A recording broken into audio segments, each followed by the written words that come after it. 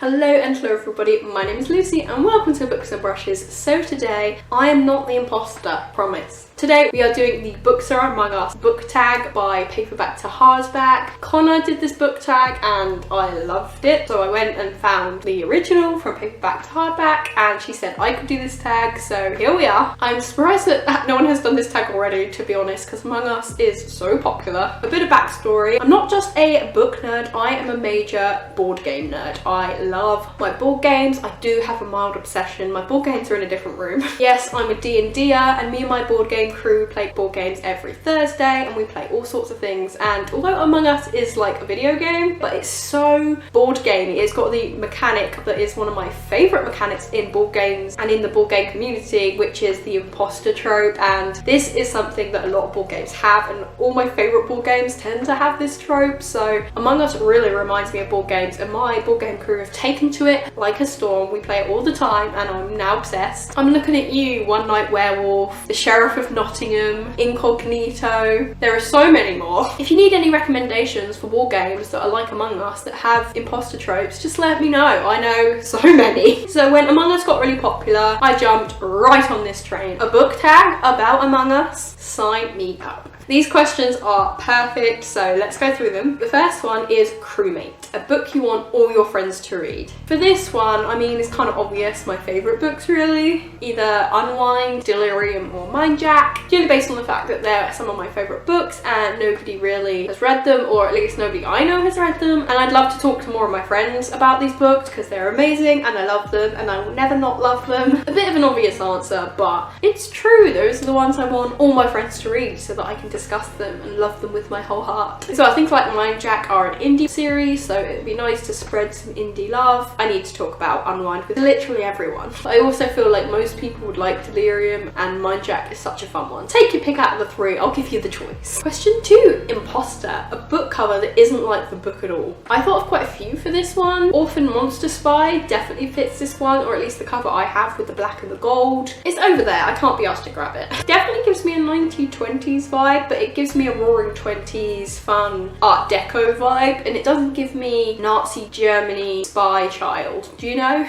It doesn't give me that danger or that ominousness. So this book cover really is pretty, but it doesn't really match the book at all. The exact same things for All the Things We Never Said. I love this book and I really like the cover. The colours on it are super pretty, that teal and that yellow. However, what has it got to do with the story? I still don't know. I assume the 3 yellow things are representing the 3 girls, and then they like the 3 suicide notes, except why are they yellow and shaped like lips? Is there an explanation for that? It's pretty, it looks aesthetically pleasing because of the colours, but I don't understand what the actual cover art means, and it doesn't seem to have a very clear message of what it's supposed to mean. I'm assuming suicide notes, but it's just not clear and it doesn't really match the tone of the book. Another one that I thought of was Shatter Me by Tahara Murphy. Really, that whole series. The eye, the iconic eye, is pretty, it's gorgeous, it's a beautiful book cover, but it's got nothing to do with the story at all. Literally nothing. I don't get it. Why? If this book was about a character who had the power to see into the future, maybe an eye would be a great choice, but she doesn't. Her powers are to do with touch, nothing to do with sight or vision or anything like that. So I really don't understand the eye on all these, and like I said, it's iconic and beautiful, but it's got nothing to do with the story at all. So that would fit this question. Question 3, Red is sus. I wore red specifically for this. A book with red in the title and red in most of the cover. Now I have a whole load of red books I could choose. When I did my rainbow shelves back before I moved a few months ago, wow, how long ago was that? I did a whole,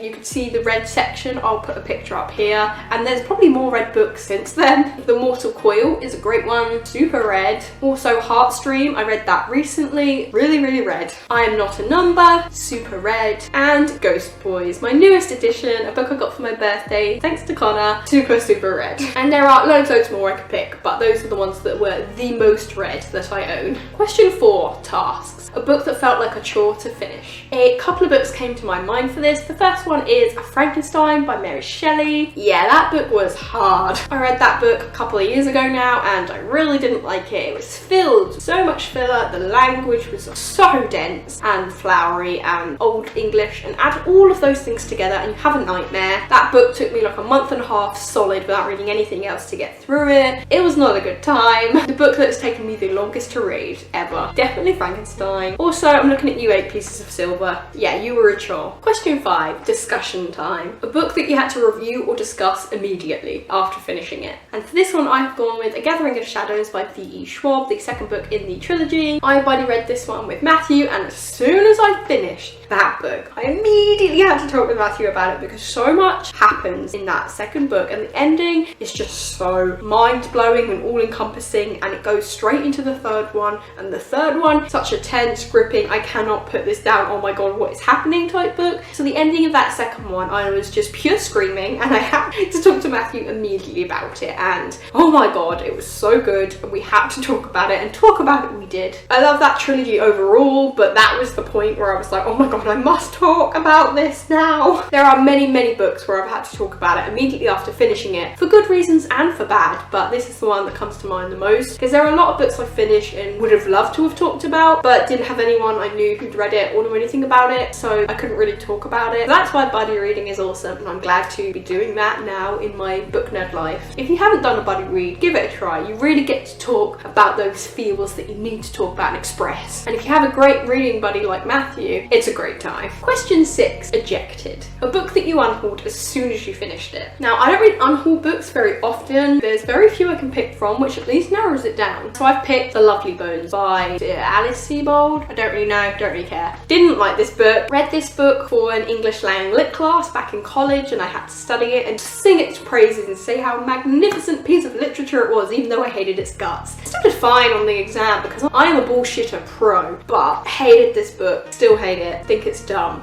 And it's one I do not own anymore. That is a book I unhauled after I finished it. Go me. Question 7, Sabotage. A book that destroyed you emotionally. Night of the Dragon by Julie Kagawa. Not even thinking about this. Didn't take 2 seconds to come up with this answer. So there have been many books over the years to destroy me emotionally, to make me cry like a wee little baby. And this one made me cry like never before. I read this back in May, my buddy read with Matthew. Loved this series. This whole trilogy was just fantastic, phenomenal, spectacular. And the third book in the series, it was the shortest and it was an entire boss battle in one book. It was the most high, intense, climactic, death-filled, cry-intensive battle of my life. It was so epic. I couldn't even believe it and I cried. The book is only like 250 pages, maybe 300, and I cried during like all of them. The book did not give you a break. I cried start to finish, full on ugly sobbing. Me and Matthew both,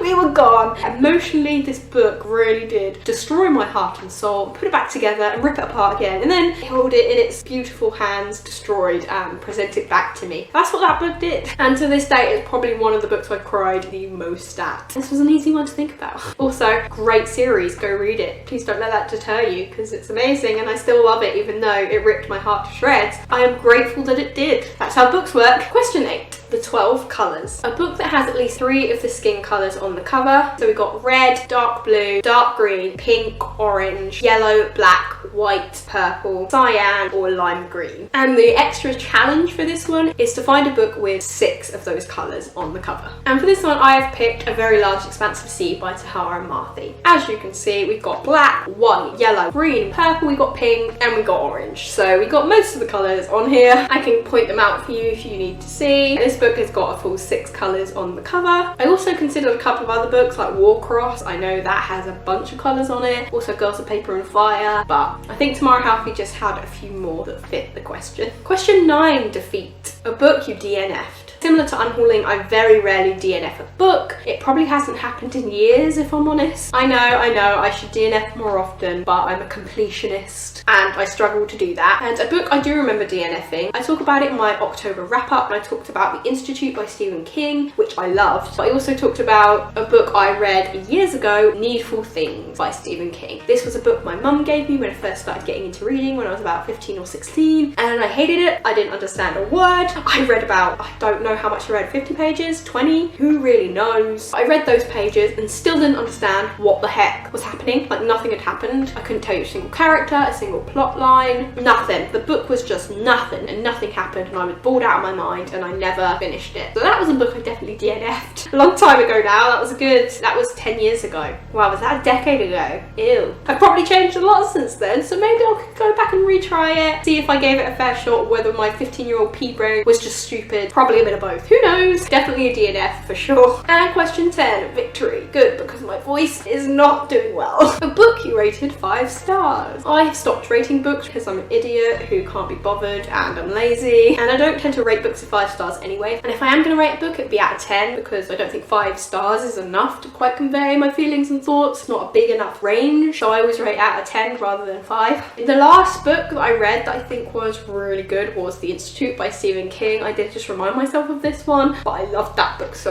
much. A book I read in the last few months that I remember being really up there for this year is All the Places I've Cried in Public by Holly Bourne. And overall for the year, I'm thinking one of my tip top, this is going back quite a few months, is the Shadow of the Fox trilogy. Probably Soul of the Sword might be my favourite in that trilogy, I'm not quite sure, but that whole trilogy, 5 stars for sure, 100%, one of the best I've read this year. And that is all the questions for the Books Among Us tag. I had a lot of fun doing this tag. I love Among Us. I thought the questions fit the game pretty perfectly. If you want to do this tag, you go ahead and do it. Say I tagged you. I don't know who to tag because Connor's already done this tag. And if you love Among Us, consider doing this tag. Thanks for watching this video, especially since my voice is doing really badly. I've been really sick. Of course, my birthday's coming up. Of course I'm sick. It always happens that way. My voice is killing me. I've edited out more coughs than you can possibly imagine. Honestly, I'm really ill, so I'm probably gonna go crawl into bed. Thanks for watching this video all the way through. If you enjoyed it, please like this video. I put every scratchy voice. It has pained me to film this video with this voice. Please like this video for my efforts. Do you play Among Us? Do you like the game? Do you not care about it whatsoever? And what has been your favourite book recently in the last couple of months or so? Well, let me know down in the comments down below, and I will see you all in my next video.